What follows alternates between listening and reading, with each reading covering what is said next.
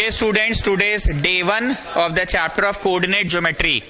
इस चैप्टर में होगा क्या, ध्यान से सुनना। इस चैप्टर में होगा क्या, ध्यान से सुनना। आपको एक कोऑर्डिनेट दिया है, ये मान लो इधर है 2 और इधर है 3, तो 2,3 हो गया। तुमको ग्राफ पेपर के अनुसार नहीं समझना, अबे सर्वा गलत जगह प्लॉट कर दिया है। बस भावना समझो कि हाँ एक बिंदु है और एक और बिंदु है मान लो 6,8। एक और बिंदु है मान लो 6,8। एक बिंदु ये 2,3 और एक बिंदु ये 6,8। इस चैप्टर में करना क्या है, हम फिर से बोल रहे हैं, ग्राफ पेपर पे एग्जैक्टली प्लॉटिंग नहीं करना है। ग्राफ पेपर पे एग्जैक्ट प्लॉटिंग नहीं करना है। हम कहीं पे भी बना दे तो इतना रिसर्च मत करना, बे पगला है 6 देखना इतना ऊपर कर दिया, 3 इतना नीचे ही है, ये सब पे दिमाग नहीं लगाना है, बस पॉइंट्स है। देन आपको स्केल का मदद लेकर इसको नापना नहीं है, ए से बी का क्या मेजरमेंट है, ये भी नहीं करना है इस चैप्टर में। स्केल के मदद से भी मेजर नहीं करना है, आपको सिर्फ गणित के फॉर्मूले के मदद से पता कर लेना है कि अगर ये बिंदु 2,3 यहां पे है, वो बिंदु वहां पे, तो उन दोनों के बीच की दूरी कितनी होगी, मतलब मैथमेटिकली पता कर लेना है। अगला ग्रहण कब होगा, ये बैठ के देखते हैं कब अगला ग्रहण आएगा।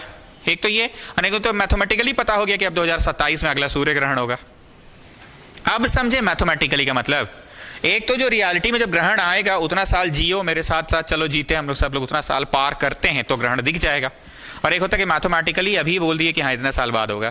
सो क्या, we are going to take a graph paper, we will plot it with a sharp pencil, we will plot this one with a sharp pencil, then will take a scale, we will measure it, कि इतना कुछ नहीं करना है। तो A B के लिए direct formula है, लिखते जाइए डिस्टेंस फॉर्मूला। डिस्टेंस फॉर्मूला, रेखा खींचिएगा, बगल में कुछ और भी लिखवाएंगे हम, ठीक है। ए बी होगा अंडर रूट, बोल ले भाई। यस सर, जोर से बोलिए। फोटो में ये एक्स है ये वाई है, फोटो में ये एक्स है ये वाई है, ई भी एक्स ई भी वाई, ई एक्स ई वाई, तो दो को कंफ्यूजन है तो इसका नाम x1 y1 दे दो, इसका नाम x2 y2 दे दो। तो the formula is under root x2 minus x1 का whole square plus y2 minus y1 का होल स्क्वायर। ई वाला x को x1, ऊ वाला x को x2, ई वाला y को y1, वाला को y2, मतलब अंडर रूट में 6 माइनस 2 और फिर अंडर रूट में 8 माइनस 3 का स्क्वायर। जो भी आंसर है उस पर दिमाग नहीं लगा रहे हैं, यूनिट्स लिखेंगे। यूनिट्स मतलब सेंटीमीटर मीटर। अब इधर जरा ध्यान दो, गलती से कोई लड़का 6 माइनस 2 के जगह पे 2 माइनस 6 कर दिया, गलती से। भाई करना था 6 माइनस 2, आंसर आना था 4, अब बेटा तेरा आ रहा है -4, बेटा तेरा आ रहा है, पर ये -4 का स्क्वायर भी अल्टीमेटली तो 16 ही देगा। मतलब इस चैप्टर में इत्तेफाक से अगर x2 माइनस x1 की जगह गलती से तुम x1 माइनस x2 भी कर देते हो, डजंट मैटर। अब हम लोग कब ऐसा करते हैं, ये कोढ़ियापन वो सुनो। Suppose the question is this, तो हमको ना थोड़ा उल्टी उल्टी टाइप लगता है, -6 -2 करने में, -6 -2 करने में हमको थोड़ा उल्टी उल्टी लगता है। तो हम करेंगे 2 माइनस -6, तो 2 + 6 हो जाएगा। नहीं समझा पा रहे हैं, 2 माइनस -6, तो 2 + 6 हो जाएगा। फिर से 2 पॉइंट्स बता रहे हैं, करना ये था पर लड़का गलती से अगर ये कर दिया है, तो भाई 6 माइनस 2 करना था, तो 6 माइनस 2 का आंसर आता, 6 माइनस 2 का आंसर आता 4, पर लड़का कर दिया है 2 माइनस 6, तो आंसर तो लड़का का -4 आ रहा है। पर इत्तेफाक से ये सही है इस चैप्टर में, क्योंकि हमें तो आखिरकार स्क्वायर करना है, तो -4 का स्क्वायर भी +16 ही देगा। यस और नो?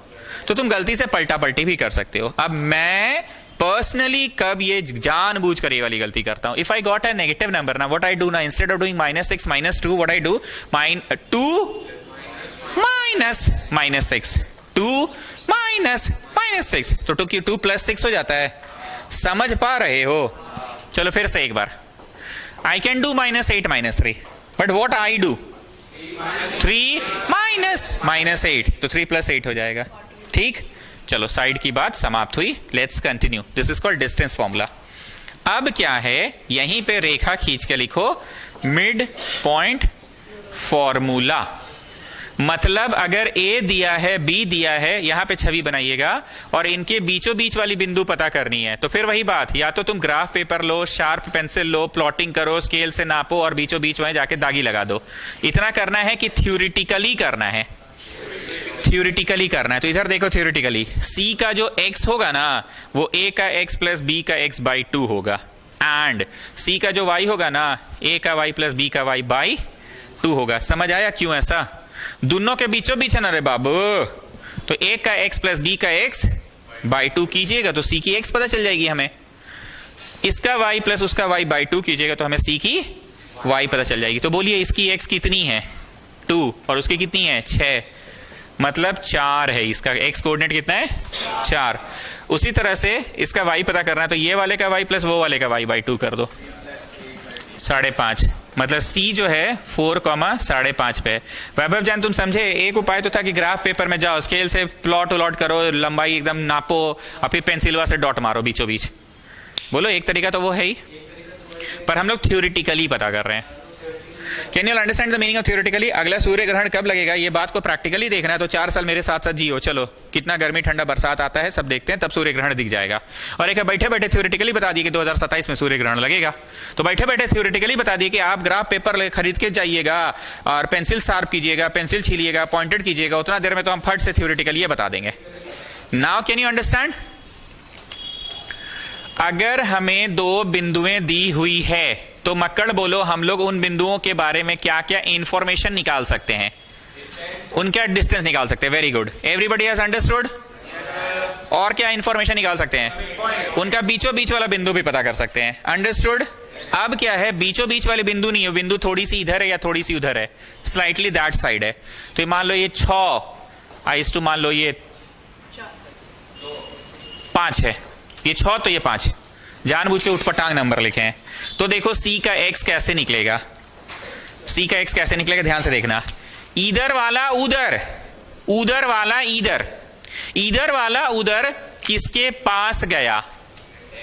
एक्स के पास गया। 6 जो है वो एक्स के पास गया, और 5 जो है इधर, अरे चचा एक्स के पास जाएगा ना, क्योंकि we are finding out, we are right now what we are finding out. फिर से सुनो, 6 गया किसके पास? 1 के पास। 1 के पास ही क्यों गया? 8 के पास क्यों नहीं गया? क्योंकि we are finding out X, we are finding out. तो 6 गया उधर और ये गया इधर। इधर 2 के पास कि 3 के पास? 2 के पास क्या है गया? By sum of ratio, by sum of ratio. आगे सुनिए, 6 इस बार किसके पास गया? y के पास, मतलब 8 के पास। और 5 किसके पास गया? 3 के पास काहे गया? y के पास जाएगा तभी तो y निकलेगा, बाई सम ऑफ रेशियो। बहुत फास्ट पढ़ा रहे हैं मेरे को पता है, पर कंसंट्रेट करिए, समझ में आएगा। इधर वाला उधर, उधर वाला इधर, बाई सम ऑफ रेशियो। इधर वाला उधर, उधर वाला इधर, बाई सम ऑफ रेशियो। इधर वाला उधर, उधर वाला इधर, बाई सम ऑफ रेशियो। इधर वाला उधर किसके पास? बोलो, उस सब मत पूछिए, उस सब हम लोग मैनेज कर लेंगे, मैनेज कर लेंगे। एक्स फाइंड कर रहे तो एक्स के पास जाएगा इधर वाला, और उधर वाला इधर किसके पास? उसे मत पूछिए सर, उसे हम लोग मैनेज कर लेंगे। अगर एक्स फाइंड कर रहे हैं तो इधर वाला उधर एक्स के पास। फिर से सुनो, 6 1 के पास कहे गया, 8 के पास कहे नहीं गया। ओके, 5 2 के पास कहे गया, 3 के पास कहे नहीं गया, by sum of ratio. Once more, इधर वाला उधर इस बार 8 के पास कहे गया बाबू, और 5 3 के पास कहे गया। अब इसको हम लोग 6 5 करके तो नहीं पढ़ाएंगे ना, एक जनरल भाषा x1 y1 x2 y2, general भाषा x1 y1 x2। तुमको एग्जाम में किसी को ज्ञान नहीं झाड़ना है, पर हम क्योंकि ट्यूशन पढ़ा रहे तो पूरा पढ़ाएंगे ना। तो m जो उधर का x के पास गया तो mx2 हुआ ना, n इधर का x के पास आया तो nx1 हुआ, by sum of ratio. mx2 plus nx1 by m plus n। Once more, m इस बार उसका वाला किसके पास गया? my2 plus ny1 by m plus n। हम फिर से बोल रहे हैं, जनरल भाषा की बात करें तो ये x2 y2 है, और जनरल भाषा की बात करें तो ये x1 y1 है। क्लियर हुआ बात? mx2 plus nx1 by m plus n। तो रेखा खींच के हम लोग c लाने में सफल हो गए। 16/11 और ये 15 और 24 39/, तो c लाने में सफल हो गए। से यस और नो?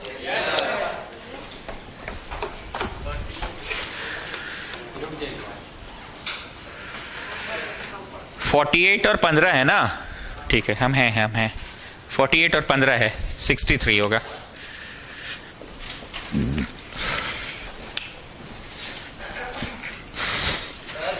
हाँ नहीं, वो पढ़ लेगा।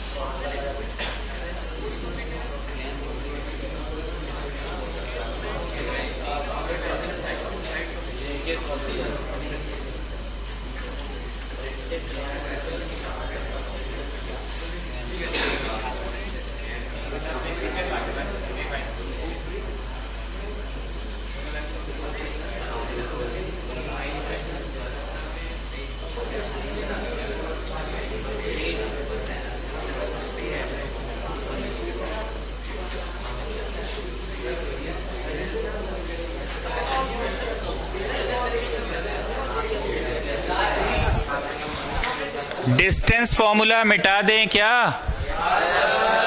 Okay, mid point formula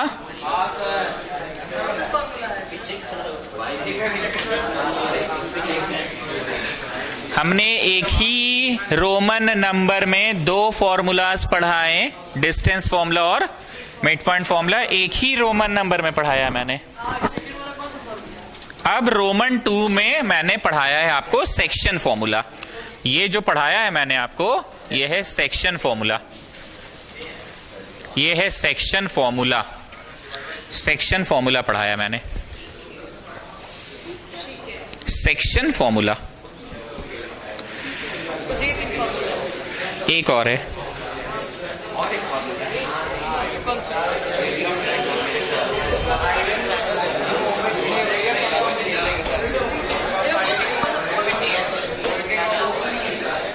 done. Section formula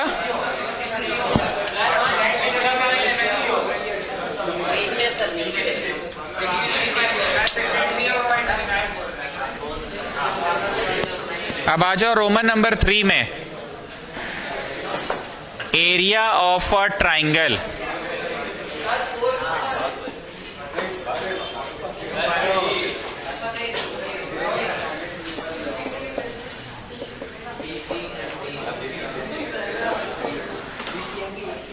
कौन? हाँ चलिए आइए, area of triangle, area of triangle, area of triangle. हम तो शुरू में ही बोले थे कि कोऑर्डिनेट्स पे दिमाग नहीं लगाओ, हम जो भी नंबर्स लिखे बस हम रैंडम लिख रहे हैं, तुम ग्राफ पेपर में जाके प्लॉट करने मत लग जाना कि अबे यहाँ 3 लिखा है वहां 5 कैसे लिख दिया। अब सुनो एरिया ऑफ ट्राइंगल का फॉर्मूला, ध्यान से सुनिएगा, ध्यान से सुनिएगा स्टूडेंट्स, बोल लें। x1 लिखो ब्रैकेट बनाओ, x2 लिखो ब्रैकेट बनाओ, x3 लिखो ब्रैकेट बनाओ, x1 लिखो ब्रैकेट बनाओ, x2 लिखो ब्रैकेट बनाओ, x3 लिखो ब्रैकेट बनाओ। फिर से x1 लिखो ब्रैकेट बनाओ, x2 लिखो ब्रैकेट बनाओ, x3 लिखो ब्रैकेट बनाओ। अब ब्रैकेट में क्या भराएगा वो चक्का डिसाइड करेगा। बोलो चक्का में, बोलो चक्का में, चक्का डिसाइड करेगा। 1 वाले में लिखाएगा 2 और 3 वाला, 1 वाले में लिखाएगा 2 और 3 वाला, और 2 वाले में लिखाएगा 3 और 1 वाला, एंड लास्ट 3 वाले में, अब ध्यान से सुनना, 1 वाला है, लिखाएगा 2 और 3 वाला। 2 और 3 किसका? किसका मक्कड़? किसका? Y का। और 2 वाला में किसका? 3 और 1 किसका? Y का 3 और 1, and the last one X3 वाले में लिखाएगा तो चक्का के अनुसार, बोलो चक्का में, बोलो चक्का में 1 2 तो लिखाएगा, पर किसका? 1 2 Y का। कृपया आप सभी लोग पहले ब्लैक वाला लिखे और फिर अपने से बोल बोल कर ब्लू वाला लिखे, ये नहीं कि धड़धड़ा के पूरा लिख दो। पहले ब्लैक ब्रैकेट को छोड़ दो, फिर अपने आप से बात करके ब्लू वाला लिखो, याद यही हो जाएगा। हाँ, छवि बना लो।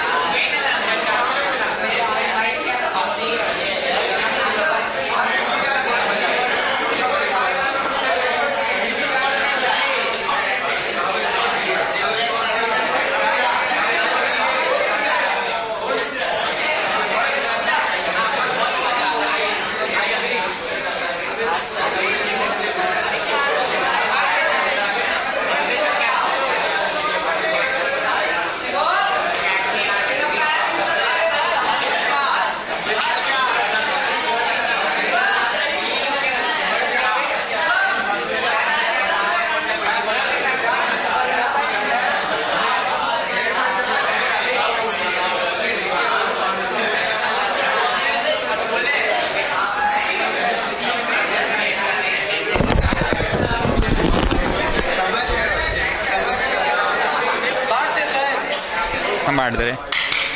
x1 लिखो ब्रैकेट बनाओ, x2 लिखो ब्रैकेट बनाओ, x3 लिखो ब्रैकेट बनाओ। ना प्लीज पे अटेंशन, जब तुम प्रश्न बना रहे होगे ना, प्लीज पे अटेंशन।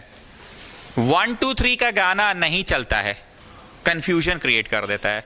प्रश्न में एबीसी है तो तुम एबीसी का गाना गाना, प्रश्न में पीक्यूआर रहेगा ट्राइंगल का नाम तो पीक्यूआर का गाना गाना। तो मतलब अभी साइड में क्या करेंगे ना, एबीसी का फोटो बनाएंगे। पहले समझो ट्रिक को। बेसिक लिरिक्स तो यही कहता है, x1 लिखो ब्रैकेट बनाओ, x2 लिखो ब्रैकेट बनाओ, x3 लिखो ब्रैकेट बनाओ। x1 मतलब a का x कोऑर्डिनेट लिखो, नेक्स्ट टाइम b का x कोऑर्डिनेट लिखो, and the last time c का x कोऑर्डिनेट लिखो। इतना लिखने में बच्चा कंफ्यूज नहीं रहता, इसके बाद बच्चा कंफ्यूज ही आता है। 1 2 3 वाला गाना पढ़ा रहता है और यहाँ 1 2 3 ट्राइंगल का नाम ही नहीं है, तो ट्राइंगल का नाम एबीसी है।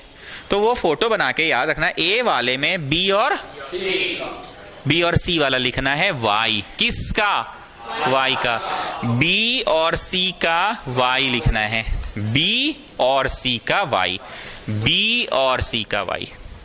वंस मोर, b वाले में किसका लिखना है भाई? c वाले में c वाला और ए वाला, सी वाला और ए वाला, किसका? y का, c और a। And the last time A B C, C वाले में a और b का, a और b का, a और b का किसका कोऑर्डिनेट? y का। हम फिर से चाहेंगे आप पहले ब्लैक लिखें, फिर अपने से समझकर ब्लू लिखें। पहले ब्लैक लिखें, फिर समझकर ब्लू लिखें।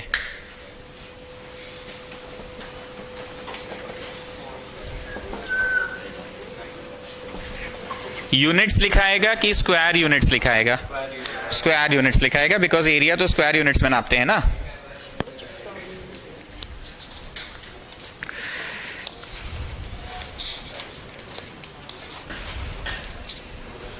एरिया तो स्क्वायर यूनिट्स में नापते हैं। पूछिए पूछिए, क्या पूछना है पूछिए ना। x1 लिखो, ब्रैकेट बनाओ, x2 लिखो, ब्रैकेट बनाओ, x3 लिखो, ब्रैकेट बनाओ। तो x1 किसका है? a का ना। a का x कोऑर्डिनेट, a का x कोऑर्डिनेट, फिर b का x कोऑर्डिनेट और फिर c का x कोऑर्डिनेट।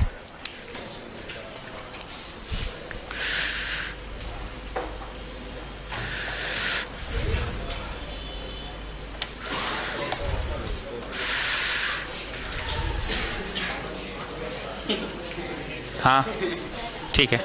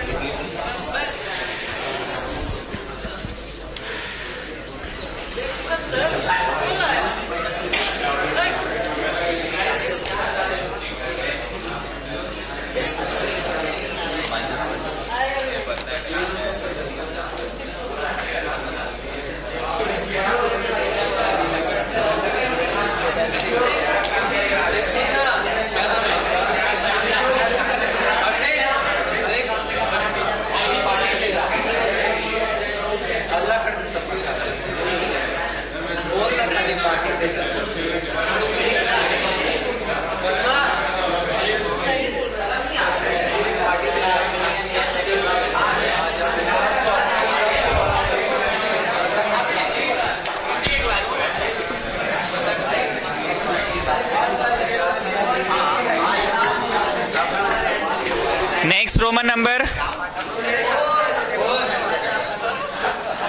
ध्यान से सुनना, ध्यान से सुनना।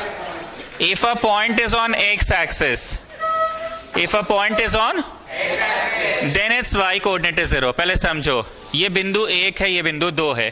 तो भाई 1,0 क्यों है? क्योंकि तुम ऊपर गए भी नहीं किए, यही है। तो y चढ़े हो कि y चढ़ भी नहीं किए। इसी को बोला जाता है if a point is on X axis then it's y coordinate is 0। फिर से सुनो, ये 2 है, ये 3 है, ये 4 है, ये 5 है। 2,0 क्यों है? क्योंकि चढ़ भी नहीं किए, यही है। वंस मोर, 3,0 क्यों है? क्योंकि चढ़ भी नहीं किए। तो the sentence is if a point is on X axis then it's y coordinate is 0 and if a point is on y axis. तुम यहां पे हो 1, चढ़ गए पर दूर घस के हो तो 0 है x, क्योंकि घसक भी नहीं किए हो। ऊपर चढ़े हो ना, तो ऊपर का चढ़ना मतलब y की ओर जाना, तो इसलिए y में 1 है इस बार। पर यहां चढ़े नहीं हो इसलिए y 0, चढ़े नहीं हो इसलिए y 0, चढ़े नहीं हो y 0, घस के हो इसलिए x 1 2 3 हुआ। पर स्टूडेंट्स x 0 के 0 ही क्यों रह गया? घसक भी नहीं किए। Once more, this is 2। चढ़ तो गए पर x तो घसक भी नहीं किए ना, ओरिजिन पे बस चढ़ रहे हैं। So I hope you can understand x, y का मतलब होता है x मतलब चले और y मतलब चढ़े। सो y इट इज 3,0। बोलो दूर तो चल के आ गए हैं 3, पर चढ़ भी नहीं किए इसलिए 0।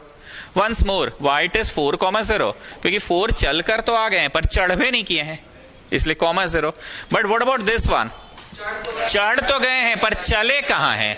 तो इतना तुमको किसी को ट्यूशन थोड़ी पढ़ाना। तुम रट लो, if you are on the x axis then it's y coordinate is 0 and if you are on the y axis then it's x coordinate is 0। पहले लिख लीजिए, बाद में छवि बनाते रहिएगा। लिखिए, if a point is on x axis, if a point is on x axis then it's y coordinate is 0।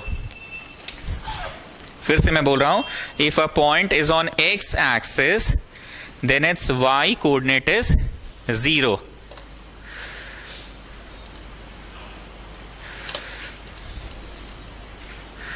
फिर से बोल रहा हूं, if a point is on X axis then it's y coordinate is 0, and if a point is on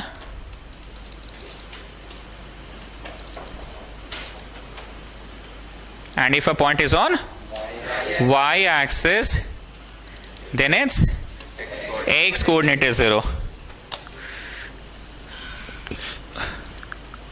बातें याद रहेंगी ना? If a point is on x axis then its y coordinate is 0, and if a point is on y axis then its x coordinate is 0.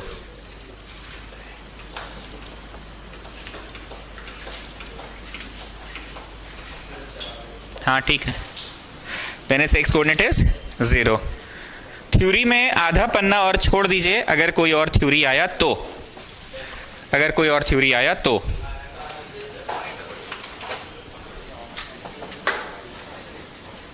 अच्छा सुनिए तो, अगर बोलिएगा तो लिखा देंगे। रेक्टेंगल कैसे कहते हैं सुन लीजिए। रेक्टेंगल तभी होगा जब AB बराबर DC एंड दिस बराबर दिस। लिखवा दे क्या? लिखवा दे थ्योरी में।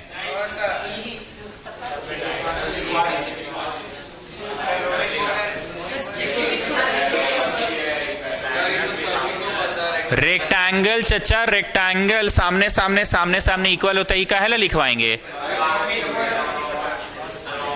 अभी रुको ना, रुको। रेक्टेंगल लिखवाएं, जो पूछे वो बोलो ना। ओके, 90 डिग्री वाली जो फिगर होती है ना, उसकी डायगोनल्स इक्वल होती है। Diagonals are equal. 90 डिग्री वाले फिगर की डायगोनल्स इक्वल होती है। ऑपोजिट साइड इक्वल होते ही काहे लिखाएंगे जी हम? हाँ, ये नहीं जानते हो? हाँ, shall I make you write this also, कि बस ये काम की चीज लिखाई ना कि डायगोनल्स इक्वल होती है 90 डिग्री वाले फिगर की। अब इसी को यहां पे माथा पे मारे चुट से, यहां पे ऐसे चुट से मारे, जैसे टेढ़ा टाइप का हो गया। This is called a parallelogram. Parallelogram में भी दिस बराबर दिस ई का लिखाएंगे। ये तो तुम जान में करते हो। डायगोनल्स इक्वल नहीं होता, ये भले लिखवा देंगे। टेढ़ा फिगर का डायगोनल्स आर नॉट इक्वल। सीधा फिगर का equal. In the same way square भी एक 90 डिग्री वाला फिगर है। दिस बराबर दिस ई का लिखवाएंगे, ये नहीं लिखवाएंगे। हाँ, 90 डिग्री वाला फिगर है तो भैया डायगोनल्स इक्वल होगा, ये मैं लिखवाऊंगा। साइड्स आमने सामने वाले इक्वल होते हैं, ये मैं नहीं लिखवाऊंगा, ये हर बच्चा को पता है। डायगोनल्स को लेकर कंफ्यूजन है, तो भैया 90 डिग्री वाला फिगर के डायगोनल्स इक्वल होते हैं। दिस इज ऑल्सो 90 डिग्री वाला फिगर, तो डायगोनल्स आर इक्वल। मतलब तुम्हारे दिमाग के सांचे में ये छवि के साथ ये छवि बैठ जानी चाहिए। अब इसको यहां पे मारो चुट से, तो ये 4 साइडेड अभी भी फिगर तो है, ऑल साइड्स इक्वल भी तो है, पर टेढ़ा हो चुका है, तो अब इसका डायगोनल्स इक्वल नहीं होगा। हम ये ऑफिशियली नहीं लिखवा रहे हैं, थ्योरी पेज में जाकर जिनको लगता है वो भूल जाएंगे, वो खुद से लिख ले। हम आपको टाइम दे रहे हैं, आप नोट डाउन कर लीजिए। हम आपको टाइम दे रहे हैं। कौन सा रोमन नंबर होगा वैसे? रोमन 5 का 1, 2, 3 और ये 4। अगर किसी को नोट करना है तो कर लो। कॉमन सेंस का बात था, साइड्स आमने सामने वाले इक्वल होते हैं। किसमें? पैरेललोग्राम और रेक्टेंगल में। चारों बराबर होते हैं किसमें? रोम्बस और स्क्वायर में। अब हम जो अपने तरफ से ऑफिशियली लिखवा रहे हैं वो सुनो, क्या लिखवा रहे हैं। अपने तरफ से जो ऑफिशियली लिखवा रहे हैं वो सुनो, ये हम लिखवाएंगे। किसी भी पैरेललोग्राम का डायगोनल्स बाइसेक्ट ईच अदर, मतलब AC और BD एक दूसरे को बाइसेक्ट करता है। दिस बराबर दिस। ये मैं ऑफिशियली लिखवाऊंगा, diagonals of a parallelogram bisect each other. ये हम ऑफिशियली लिखवा रहे हैं। ईच अदर मतलब AO बराबर CO एंड BO बराबर DO। हम बाकी लोगों को पूरा टाइम दे रहे हैं रोमन 5 उतारने का, आप उतारिए अगर जिसको उतारने का मन है, पर ये तो हम सच में अपने तरफ से लिखवा रहे हैं। दे बाइसेक्ट ईच अदर। AO जितना होगा CO उतना ही, BO जितना होगा DO उतना ही। Take your time. कहीं नहीं होगा, सब कुछ तो क्या है, सब कुछ तो पैरेललोग्राम ही है। उधर के चारों फोटोवा तो पैरेललोग्राम का फोटोवा है। उधर का सारा फोटोवा किसका फोटोवा है? पैरेललोग्राम का ना फोटो है भाई। सुनो मेरी बात, वैभव जान तुम बोलो। हम पढ़ा रहे हैं कि diagonals of a parallelogram bisect each other. Satyakam बोलता है डायगोनल्स ऑफ अ स्क्वायर भी बाइसेक्ट करता है सर। सत्यकाम पूछता है सर रोम्बस का भी डायगोनल्स बाइसेक्ट करता है? रोम्बस भी तो पैरेललोग्राम है। सर रेक्टेंगल का भी डायगोनल्स बाइसेक्ट करता है? अरे रेक्टेंगल भी तो पैरेललोग्राम ही है। ये चारों फोटोवा तो वही है।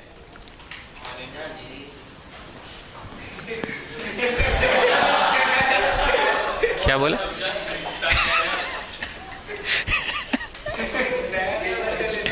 ये सब नया नया बच्चा लोग ले रहा है सत्यकाम का।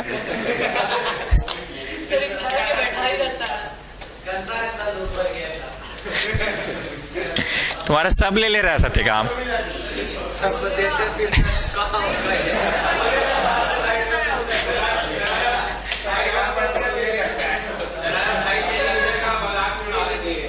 नहीं, अभी हम थोड़ा फोकस्ड है अभी 1-2 चैप्टर्स को लेके, क्योंकि यहाँ ना बहुत लोग हैं जिसको लग रहा है अबे समय बर्बाद हो रहा है, साला पढ़ लिए यूट्यूब से हम लोग। हम जान रहे हैं कुछ लोग यहाँ सोच रहा है कि यूट्यूब से पढ़ लिए हैं, टाइम पास हो रहा है। ठीक है, पर हमको अगर एक भी नया एडमिशन हुआ तो हमको तो उसको पढ़ाना होगा ना।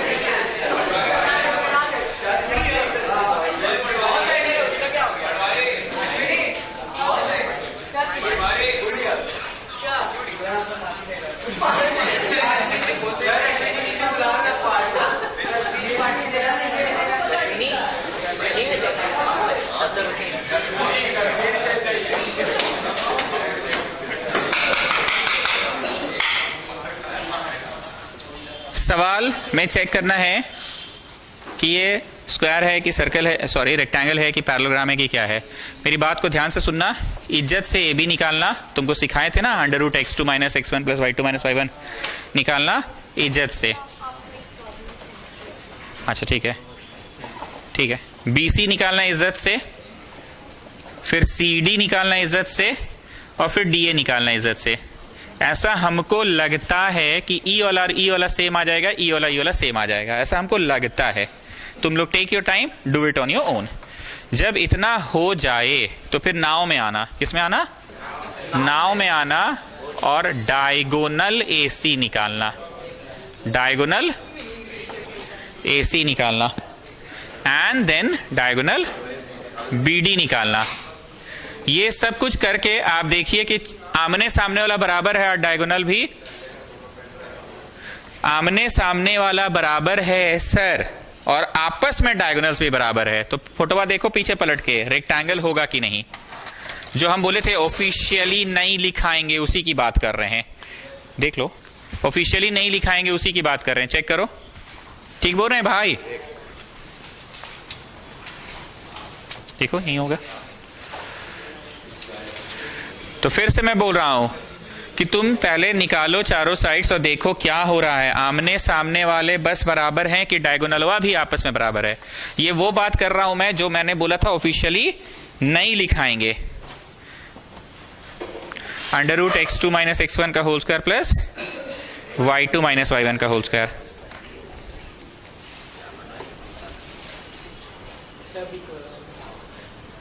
अरे बाबू रुको, यहाँ रजनीकांत लोग नहीं है, यहाँ ना सब राजपाल यादव लोग है। ये रजनीकांत स्पीड से बनाता है एकदम। नहीं मिला स्टैंडर्ड से भी ऊपर वाला मैच किया। तब इस सवाल दिए नहीं कि एकदम अन्ना का स्टाइल में बना देता है तुरंत।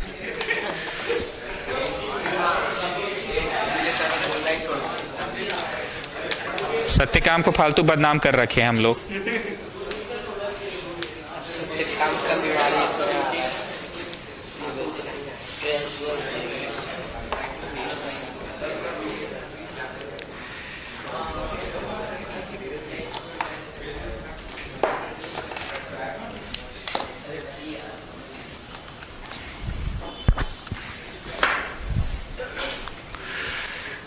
अब इधर देखो पटवारी, 1 माइनस माइनस 1, तो 1 प्लस 1 नहीं हो गया। 0 माइनस माइनस 2, तो 0 प्लस 2 हो गया। यही बात उस समय सिखाए थे ना, तो रूट में 8 आ गया। ठीक वैसे ही आप BC CD DA आराम से take your time and do it. BC निकालिए आप, 1 माइनस माइनस 1, तो 1 प्लस 1 हो गया। 2 माइनस 0 का स्क्वायर,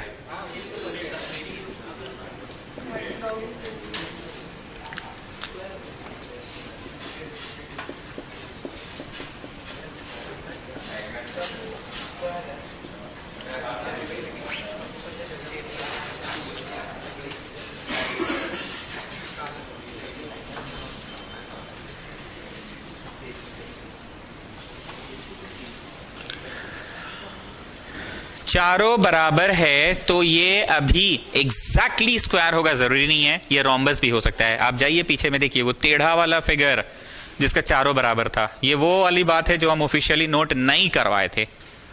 टेढ़ा वाला फिगर जिसका चारों बराबर था, अभी तो चांस उसका लग रहा है ना, तो अब आप डायगोनल्स भी बनाइए। अभी तो चांस भैया इसका लग रहा है, टेढ़ा वाला फिगर जिसका चारों बराबर आ गया, इत्तेफाक से ऐसा हुआ कि बराबर आ गया। अब अगर डायगोनल्स भी बराबर आ गया तो ये फिगर कौन सा रूप ले लेगा? स्क्वायर का रूप ले लेगा। 90 डिग्री वाले फिगर के ही ना डायगोनल्स इक्वल होते हैं। So you take your time, do it.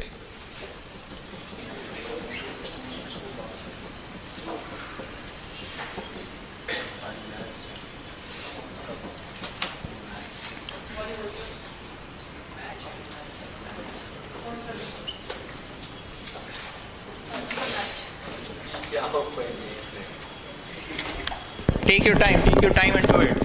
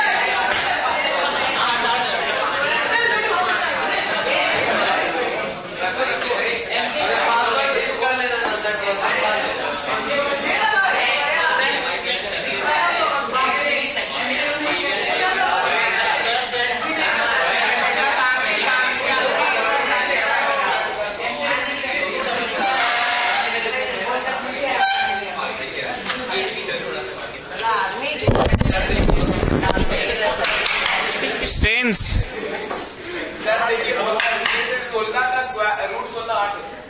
Since all sides are equal, English में लिख लो, बाद में छापते रहना।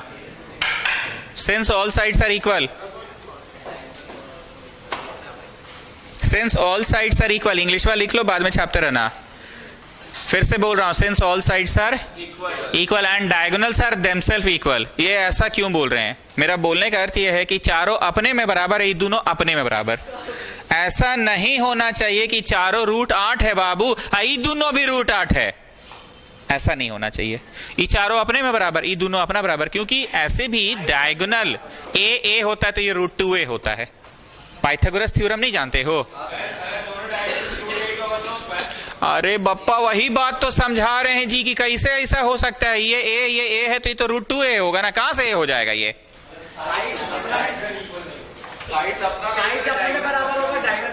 हाँ, कैसे चुभा रहे हो बताओ तो? क्या बोल रहा है? अरे ये कहां से ए मेजरमेंट का मेजरमेंट बस सेम होगा, इसका किसका मेजरमेंट अलग होगा? I hope you have understood the English what I have said. लिखिए, since all sides are equal and diagonals are themselves equal, so it is a square. अब एक मिनट सब लोग शांत रहो। ये सारे क्वेश्चन क्लियर कट कॉन्सेप्ट के साथ वही बच्चा बना पाएगा मिट्ठू जिसको ये पता है कि क्या अंतर है रोम्बस और स्क्वायर में। इसलिए हम वो वाला रोमन नंबर ऑफिशियली नहीं लिखवाए थे, पर अगर किसी को मन है तो लिख लेने बोले थे। ज्यादातर लोग जान रहा था कि अबे रोम्बस होने के लिए क्या है, चारों साइड इक्वल। हमको ये सिखाना था सिर्फ कि टेढ़ा फिगर जो है उसका डायगोनल इक्वल और सीधा फिगर का डायगोनल इक्वल होता है, क्योंकि ये ए तो ये रूट 2a ना होगा। How can it be A? Is that okay? You don't know Pythagoras theorem, A square plus A square is.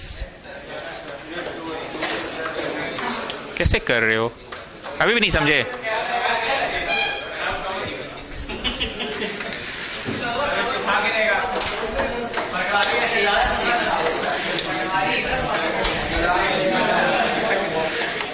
पटवारी अभी कंप्लीटेड।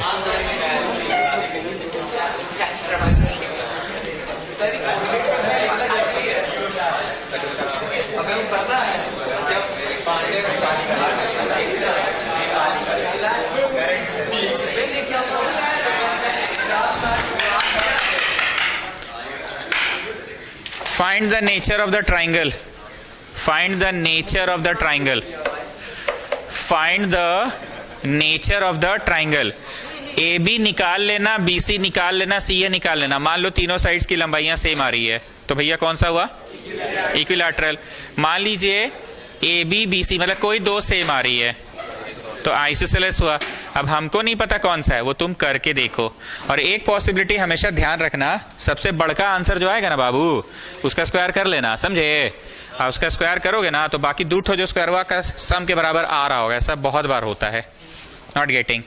मान लो यह 10, यह रूट 3 है, ये रूट 5, तो रूट 3 का स्क्वायर प्लस रूट 5 का स्क्वायर किया तो देखिए अरे 10 का स्क्वायर के बराबर आ गया सर, आ गया। इसे सोचो मत हम गलत नंबर बोल रहे हैं, इसे दिमाग नहीं लगा, बस भावना समझो। 2 का स्क्वायर करके it can be N isosceles right triangle. It can be an isosceles right triangle, isn't it?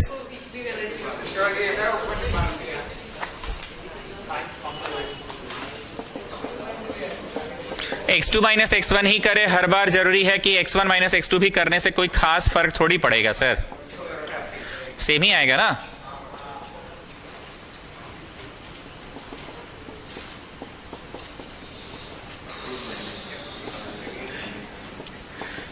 अब तक क्या सीन दिख रहा है आप लोगों को? अरे बोलो ना, आइसोसेलेस का सीन दिख रहा है सर. कौन सा सीन दिख रहा है?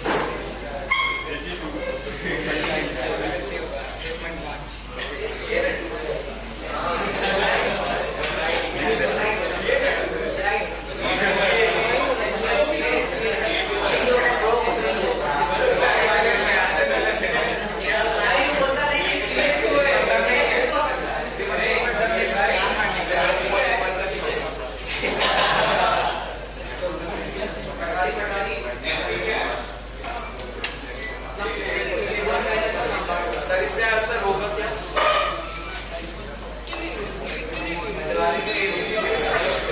अरे विश्वास नहीं हो रहा है।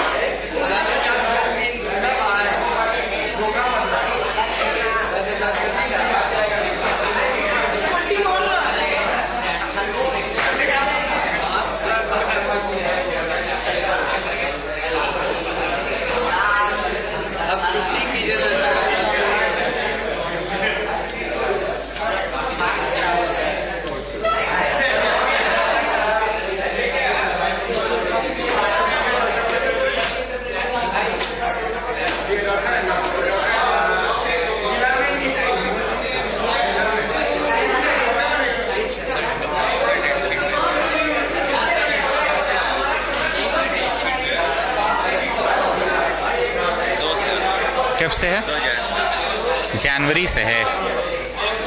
पीटी कब से? दिसंबर में। ठीक है।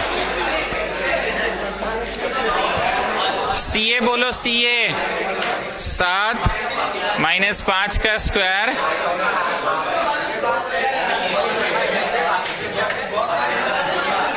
So students, it is an isosceles triangle. It is an isosceles triangle. अब हम क्या बोल रहे थे वो सुनो। हम क्या बोल रहे थे वो सुनो। ऐसे तो इंग्लिश अभी लिखवाएंगे, पहले सुन लो। इंग्लिश ये लिखवाएंगे, since the two sides are equal so it is an isosceles triangle. पर हम क्या बोल रहे थे वो सुनो। हम बोल रहे थे ना, जो सबसे बड़का आएगा ना जी, मान लो आता ये 74 रूट में, ये मान लो आता रूट में 74, तो हम लोग यही हम पढ़ाना चाह रहे थे कि सबसे बड़का का स्क्वायर करना बाबू, देखना कितना आ रहा है बाबू, और बाकी दोनों छोटका छोटका का स्क्वायर करना। छोटका छोटका मान लो एगो रूट 37 है और एगो रूट 32 है, मान लो बोले, मान लो सत्य काम बोले हम, तो तुम ये किए और ये किए और दोनों को जोड़े 74 आ रहा है हम बोले, मान लो। हम बस ये बोलना चाह रहे हैं कि फिर तुम जोड़ रहे हो बैठ के, हम बस बोले मान लो सबसे बड़का फोकस। वैभव जान तुम समझे हम क्या बोले? जो सबसे बड़का आंसर आएगा ना उसका स्क्वायर अलग से करना है इज्जत से, अब बाकी दोनों छोटका छोटका का करना है। इन दिस क्वेश्चन बाकी दोनों छोटका छोटका आर द सेम, बाकी दोनों छोटका छोटका अर्धा। तो हमको तो यार ट्यूशन पढ़ाना है ना, तो हम ऐसे नहीं ना पढ़ाएंगे। हम बोल रहे हैं जो सबसे बड़का आंसर आएगा। इस बार तो खैर दोनों छोटका छोटका बराबर आ गया और ये तो बहुत ही लेस आ गया है। But what I was saying, अगर ऐसा होता दोनों छोटका छोटका बराबर है और थर्ड वाले का स्क्वायर कर रहे हैं तो इनका सम आ रहा है। तो yes, it is an isosceles as well as a right angle triangle. Please have a look. It is an isosceles as well as a, and suppose your question is like this, suppose, और जोड़ने पे 74 आ गया suppose, तो yes it is a right angle triangle but it is not isosceles. Anyways for this question English क्या होगा वैभव जान?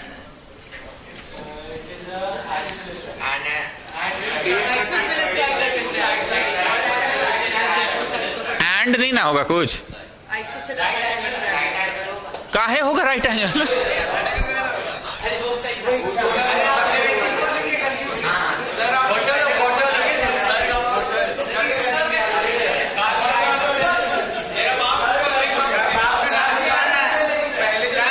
Daddy आएंगे ना कंप्लेन कर देंगे,